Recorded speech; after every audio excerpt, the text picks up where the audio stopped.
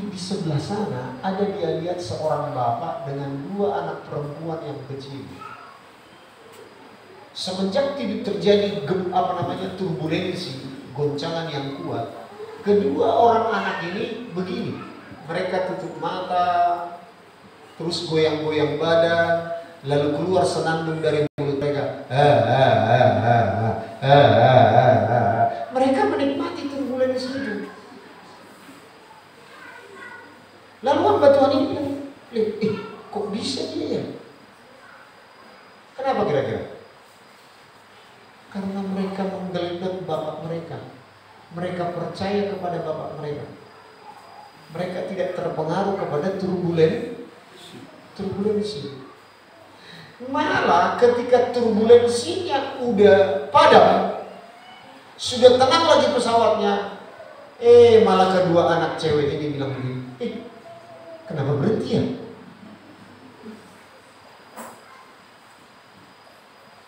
Murid-murid Tuhan Yesus tidak fokus kepada apa yang Tuhan firmankan. Marilah kita bertolak ke seberang. Nah, ini terjemahannya. Roma 5 ayat 3 sampai 5. Ketika kesengsaraan itu datang, kita dikatakan harus berbangga. Karena begini. Karena tanpa kesengsaraan itu, kita nggak bisa bertumbuh ke arah Dia. Ulangan 8 ayat 2 mengatakan, kenapa Tuhan membawa orang Israel keluar masuk ke padang gurun sebelum dia masuk tanah perjanjian? Dikatakan begini, supaya merendahkan hati mereka. Itu yang pertama. Yang kedua, supaya tahu apa yang ada di dalam hati mereka. Nah, lihat, tujuan ujian dan pencobaan adalah yaitu sesuatu yang menekan dalam hidup kita. Itu yang dinamakan kesengsaraan. Sesuatu yang menekan hidup kita sehingga membuat apa yang di dalam hidup kita keluar. Lalu Tuhan pernah berkata, bukan apa yang masuk ke dalam tubuh yang menajiskan. Itu semua keluar melalui perut kejamkan. Tetapi apa yang keluar dari hati itulah yang menajiskan dan menguduskan. Nah, lihat, waktu kita dapat tekanan, apa sih yang keluar dari hati pikiran kita?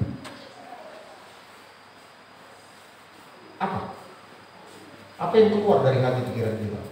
Kalau keluar dari hati pikiran kita sungut-sungut, ngedumel, mempersalahkan orang lain, mencari kambing hitam,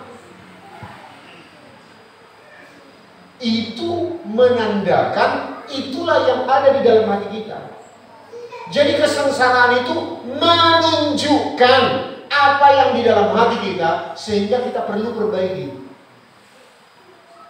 Nah, jadi kalau ada masalah, persoalan, apa yang keluar dari hatinya? Apa ada kata-kata kebun binatang?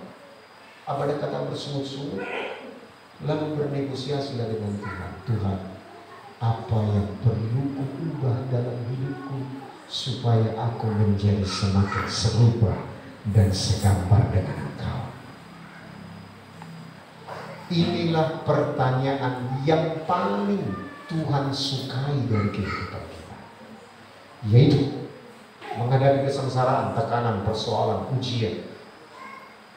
Apa Tuhan yang perlu kuperbaiki dari dalam hidupku? Amin.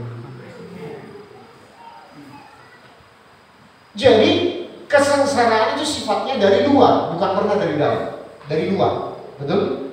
Nah, lihat, untuk menghadapi, coba kembali ke Roma 5 ayat 3 sampai 5. Untuk menghadapi kesengsaraan dari luar, kita harus berbangga. Sebab lewat kesengsaraan itulah kita bisa diubah menjadi serupa dan segambar dengan Allah. Nah, lihat, karena kita tahu bahwa kesengsaraan itu menimbulkan ketekunan. Ketekunan itu dari luar apa dari dalam? Dari dalam. Dari dalam. Ketekunan itu artinya kita tetap tekun, berespons sesuai dengan kehendak Tuhan. Sekalipun orang yang membuli, yang menyakiti hati kita belum berubah-berubah, sekalipun istri, suami, pasangan kita belum berubah-berubah, anak-anak kita belum berubah-berubah, kita tetap tekun mengasihi mereka. Istri tetap tunduk kepada suami, Suami tetap mengasihi istri. Kita tetap tekun mengasihi dia. Amin. Itu ketekunan dari dalam, bukan dari luar. Makanya mari kita berbangga sebagai gereja perjanjian baru. Saya pernah bilang kan, siapa di sini yang masih susah mengampuni? Susah mengampuni? Enggak ada lagi ya? Puji Tuhan, berarti firman ini bukan untuk saudara. Siapa di sini yang masih susah mengampuni? Terbukalah kepada Tuhan. Tuhan, aku tidak bisa mengampuni dia. Melihat mukanya aja aku udah nek Tuhan. Senyum nabera senyum disibulis. Dari mana pewahyuan itu? Iya kan? Nah, lihat, mari jujur kepada Tuhan. Tuhan, aku tidak bisa mengampuni dia. Belum bisa. Tapi aku percaya nanti suatu ketika bisa. Tetapi aku percaya Engkau bisa mengampuni dia Tuhan. Pakailah mulutku, hatiku, pikiranku untuk bisa mengampuni dia. Bisa kan? Itulah kalau kita pergunakan apa yang tidak. Sebab Paulus mengatakan hidupku bukan aku lagi, tetapi Yesus Kristus itulah yang hidup, yang tinggal di dalam aku. Tuhan pun tahu kita susah mengampuni terlebih dahulu. Tuhan tahu. Makanya dia tebus semua penderitaan kita. Tingkat stres kita pun ditebus oleh Tuhan. Dia berkeringat bercampur darah. Nah, sebab itu serahkan kepada Dia yang di dalam, sehingga kita tetap tekun mengasihi suami yang marah-marah, istri yang cerewet, anak-anak yang berontak. Sebab kalau kita melayani pemberontakan mereka, kecerewetan, kemarah-marahan, kita berarti sedang melayani mereka. Kita sedang mempertuhankan mereka. Kita bukan sedang melayani Tuhan. Makanya Tuhan katakan tekun tetap mengasihi Tuhan. Terjemahannya, kasihilah sesamamu seperti Tuhan mengasihi kamu. Amin. Amin. Suami istri katakan merdeka. Coba katakan merdeka. Kayaknya belum merdeka ini. Jadi kalau datang suami istri enak.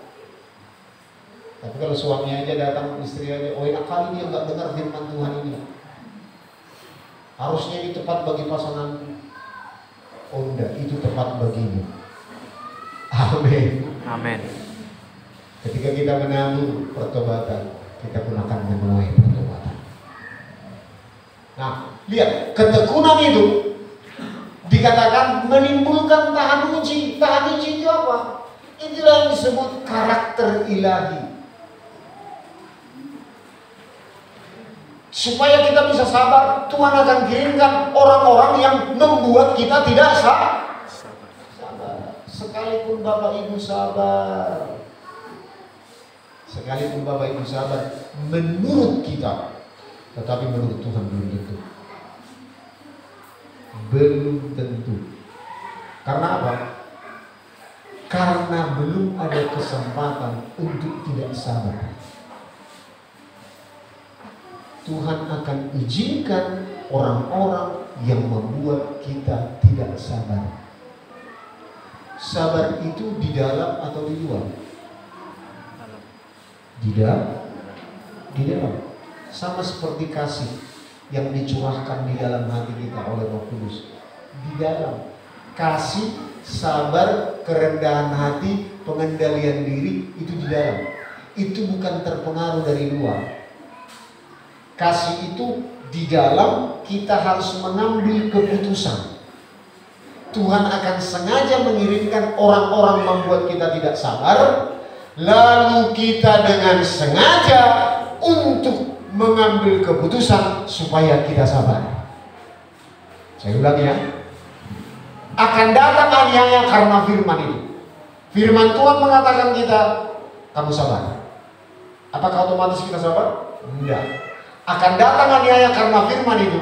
Tuhan akan sengaja mengirimkan orang-orang yang membuat kita tidak sabar. Lalu waktu kita tekun merenungkan firman Tuhan bahwa sabarlah, lalu kita dengan sengaja mengambil keputusan menghadapi orang-orang yang Tuhan kirimkan membuat kita tidak sabar, kita ambil keputusan untuk sabar.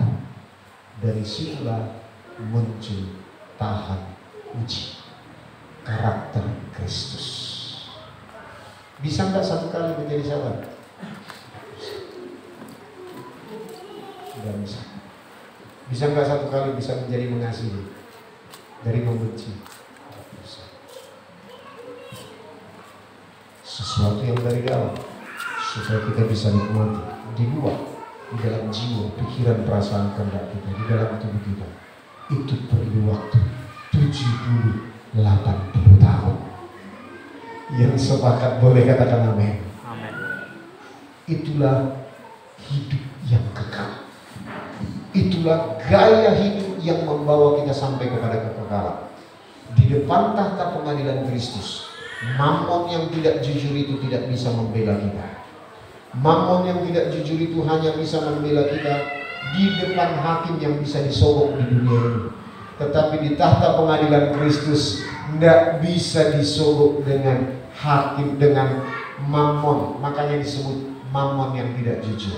Tetapi yang bisa membela kita adalah Aletheia, harta yang sesungguhnya, hidup yang kekal yang Tuhan berikan kepada kita.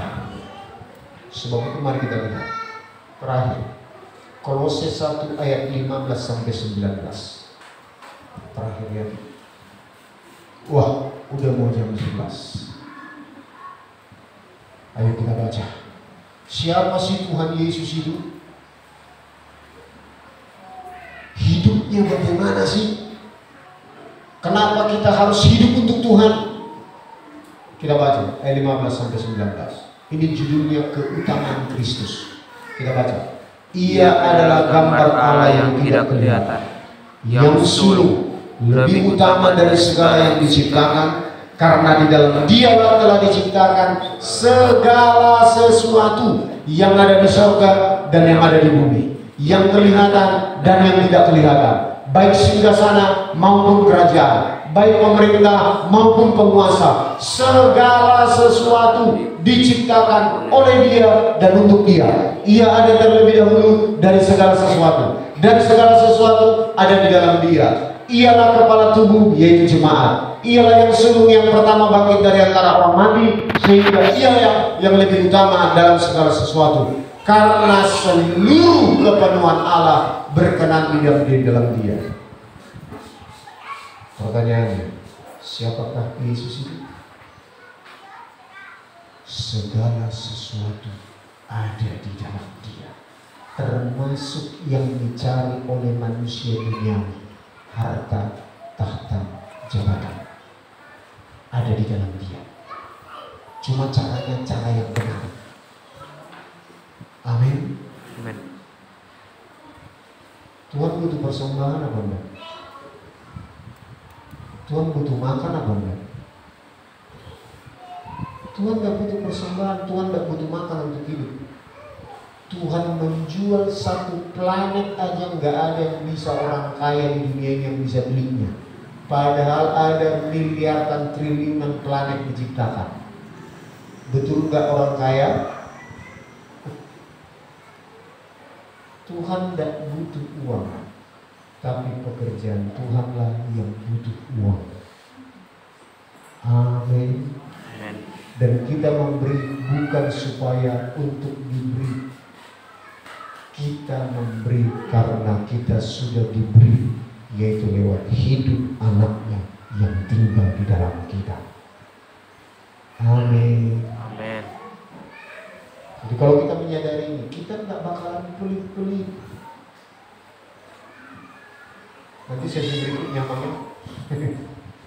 sesi berikutnya kita berbicara tentang manajerial keuangan di dalam kerajaan Allah. Nah, lihat, kita tahu sekarang bahwa hidup kita telah ditebus oleh Tuhan. tetapi kita hidup bukan untuk diri sendiri, tetapi untuk Tuhan. Nah sekarang, apa yang membuat kita termotivasi hidup untuk Tuhan? Karena kita telah mengenal Tuhan itu dahsyat dan luar biasa. Bahkan kita dipercayakan memerintah selama-lamanya di dalam kekekalan. Amin.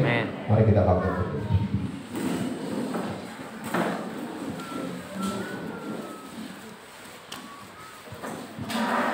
Haleluya. Bapa, kami mengucap syukur. Kami mengucap syukur. Terima kasih. Terima kasih. Meteraikan kebenaran firman-Mu dalam hidup kami. Hamba-Mu telah berhenti berbicara Tuhan. Tapi Engkau Roh Kudus terus menerjemahkan kebenaran firman-Mu, supaya kami boleh memiliki hidup ilahi, karakter ilahi, supaya kami boleh menikmati hidup yang kekal itu. Bukan hanya di dunia ini, tetapi hidup di dunia akan datang. Supaya kami boleh menerjemahkan bagaimana hidup yang kekal itu di dalam rumah tangga kami, hubungan kami suami dan istri, orang tua dan anak-anak, dan juga di dalam pekerjaan, di dalam usaha, di dalam pelayanan kami. Terjemahkan Roh Kudus sehingga kami boleh menikmati surga di bumi ini. Terima kasih Tuhan, meteraikan firman-Mu, hidup yang kekal yang Kau tawarkan bagi kami, di dalam nama Tuhan Yesus. Haleluya. Kita diberkati, sama-sama kita katakan amin. Silakan duduk Bapak Ibu. Silakan duduk. Tuhan memberkati. Firman bagi kita sudah dikasih dalam nama Tuhan. Yang pertama, bagi kita yang sudah diundang dalam acara Mangalapari di rumah Ibu Robin, silakan saudaraku boleh hadir nanti ya.